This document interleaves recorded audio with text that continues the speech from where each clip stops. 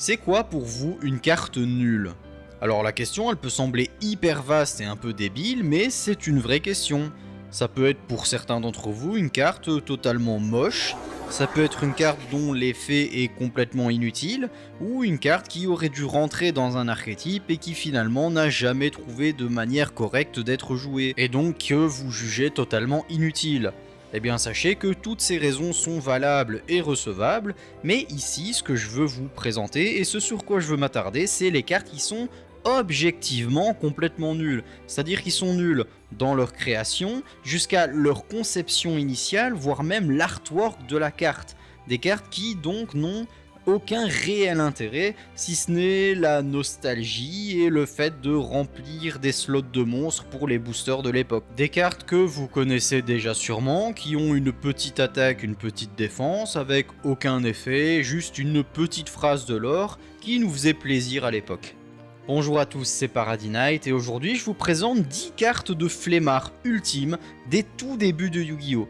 Petite précision cependant, cette vidéo n'est pas un classement, c'est un regroupement de 10 cartes ayant attiré mon attention à ce niveau-là, mais elles ne sont pas classées du pire à la moins pire. Sachez que j'ai divisé cette vidéo en deux parties, étant donné que déjà ça m'a demandé pas mal de travail de recherche pour notamment les traductions et les recherches au niveau des cartes japonaises et ou américaines, voire même d'autres pays parfois, et il y avait beaucoup de cartes, donc j'aurais dû vous faire une sélection de 20 ou 30 cartes, ce qui aurait été un peu indigeste en vidéo. Je vous donne donc rendez-vous la semaine prochaine pour voir la suite de cette vidéo, et en attendant, commençons par la première avec le soldat du feu noir numéro 1 et le soldat du feu noir numéro 2.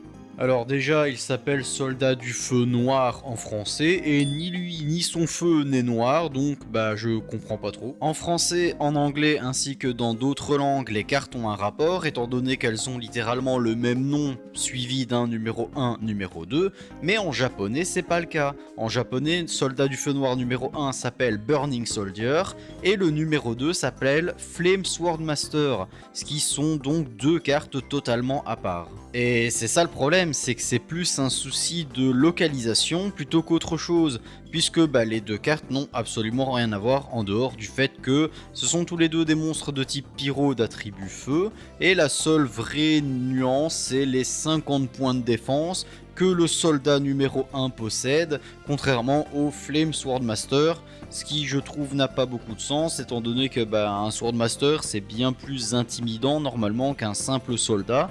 Donc c'est lui qui aurait dû avoir plus de stats selon moi si on garde une certaine cohérence. Mais non, voilà. On arrive ensuite au 9ème de cette sélection avec l'insecte élémentaire, Basic Insect en japonais et en anglais, et l'envahisseur d'une autre dimension. Et c'est en voyant ces deux artworks côte à côte que vous comprenez qu'à l'époque ils se foulaient vraiment pas parce que c'est la même carte.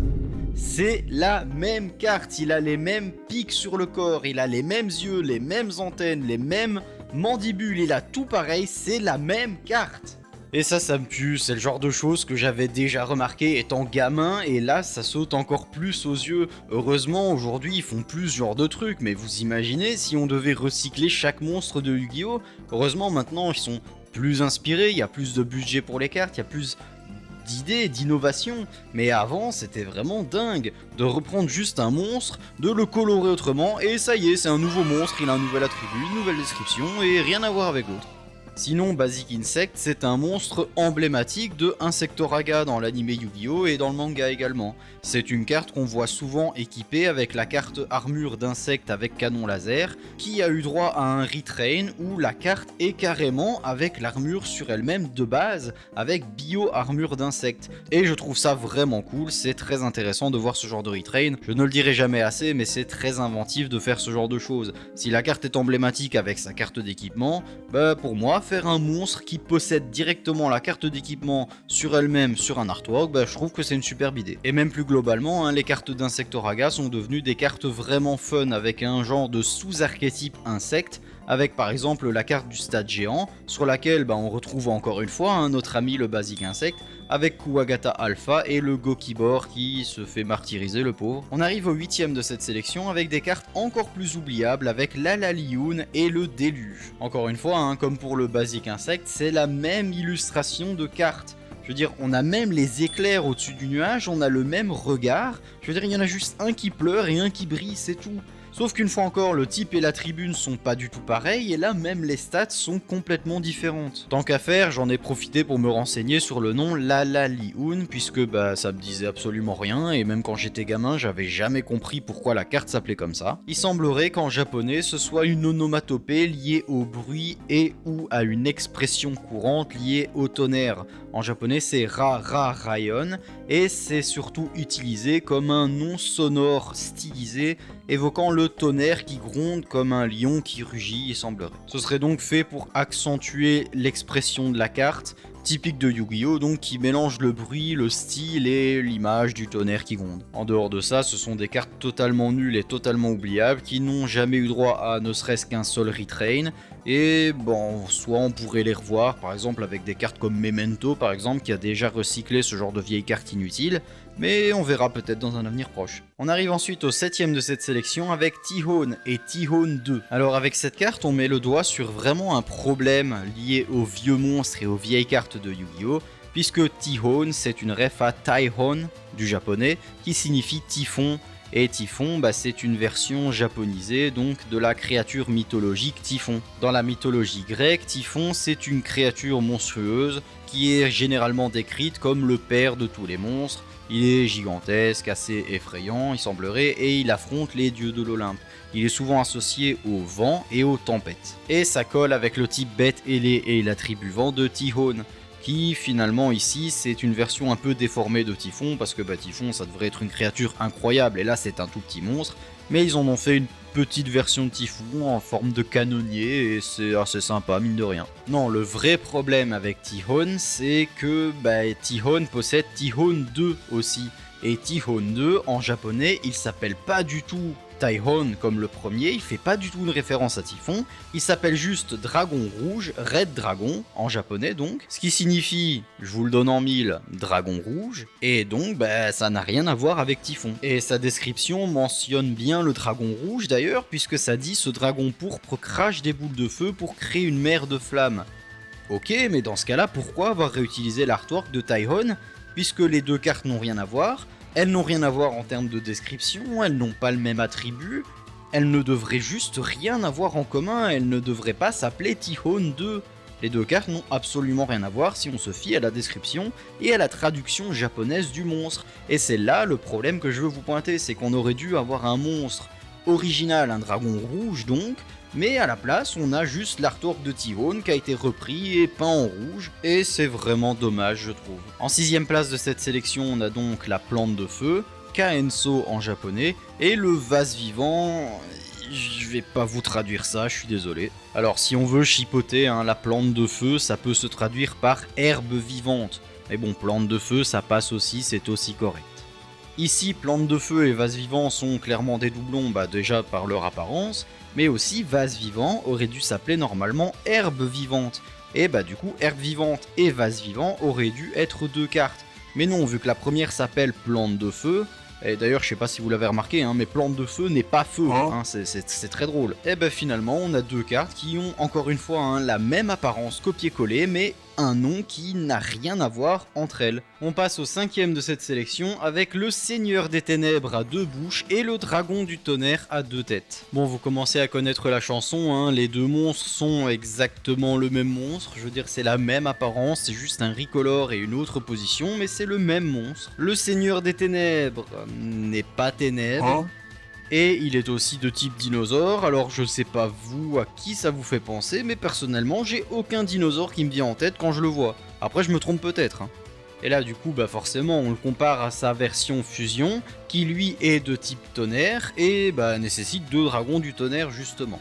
Celui-ci est beaucoup plus pertinent étant donné que il est d'attribut lumière en étant tonnerre, c'est pas déconnant.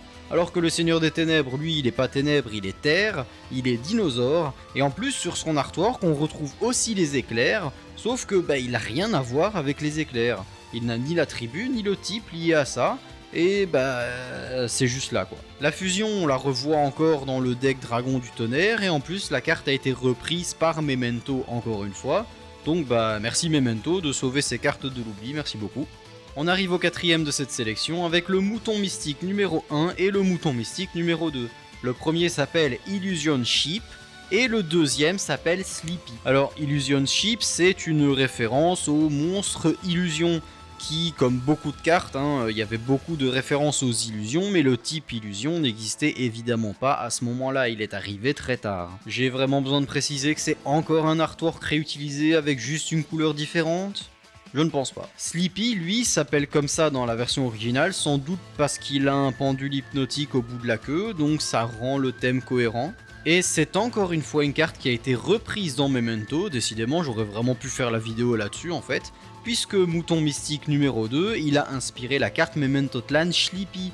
Et d'ailleurs, Sleepy, même la référence est là. C'est un mélange entre Illusion Ship et Sleepy, donc un mélange du nom original des deux cartes. Et en plus, on retrouve le même pendule au bout de la queue, donc c'est une petite référence qui fait plaisir. On a ensuite en troisième position de ce classement le Reflet Infernal numéro 1 et le Reflet Infernal numéro 2.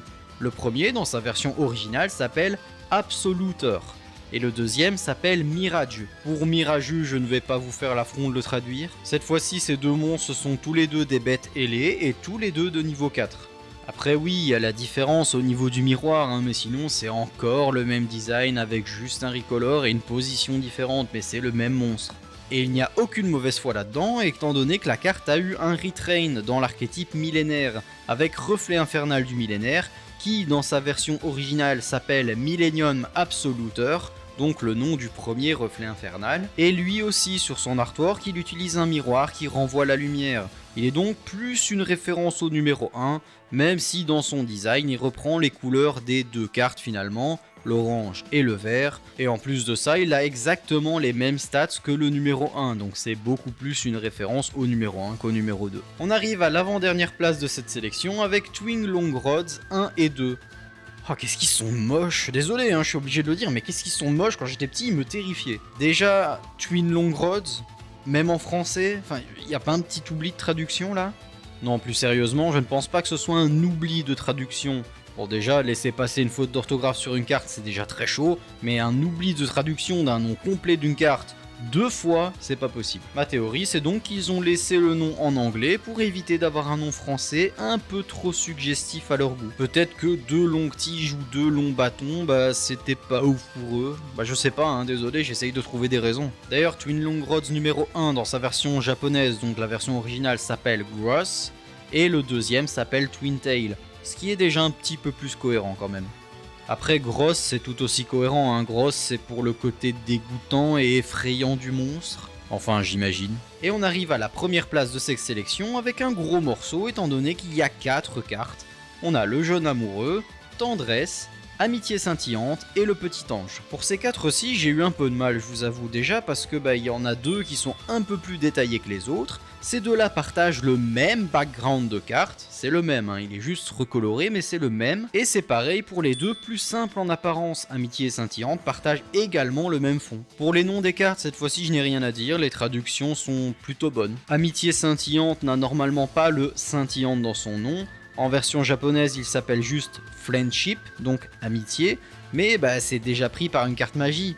Et oui, il existe la carte magie amitié, donc à mon avis, ils ont simplement ajouté le scintillante pour faire la nuance derrière. Je tenais à mentionner ces cartes déjà parce que elles ont le même fond, elles ont la même apparence, donc c'est dans la thématique de toutes celles qu'on a vues juste avant. Et en plus, c'est une série de 4 cartes, ce qui est déjà beaucoup plus conséquent que les autres. Au final, ce qu'on peut tirer de cette vidéo, c'est que les cartes possèdent des numéros dans leur nom, en anglais, en français et dans certaines autres langues, jamais en japonais cependant. Mais à cette époque, l'univers artistique de Yu-Gi-Oh n'était pas encore très bien unifié. Il y avait beaucoup de recyclage, des illustrations faites rapidement, et je vous renvoie au short que j'ai fait la semaine dernière, mais même les fonds étaient des assets déjà utilisés d'ailleurs, qu'ils ont repris et qu'ils ont collé dans le fond de la carte. Je pense surtout que c'était là pour remplir les boosters de l'époque, créer des monstres communs, ou d'autres versions de monstres communs existants, et ça faisait du contenu, ça faisait des cartes, et finalement on est beaucoup à les avoir eues. Je vous retrouve la semaine prochaine pour la suite des cartes dans ce genre, car oui, j'en ai trouvé pas mal, et si vous en avez à proposer, dites-le moi en commentaire, je me ferai un plaisir de les noter et d'en parler. C'était Paradis Night, je vous retrouve avec plaisir pour la prochaine vidéo, prenez soin de vous et à la prochaine.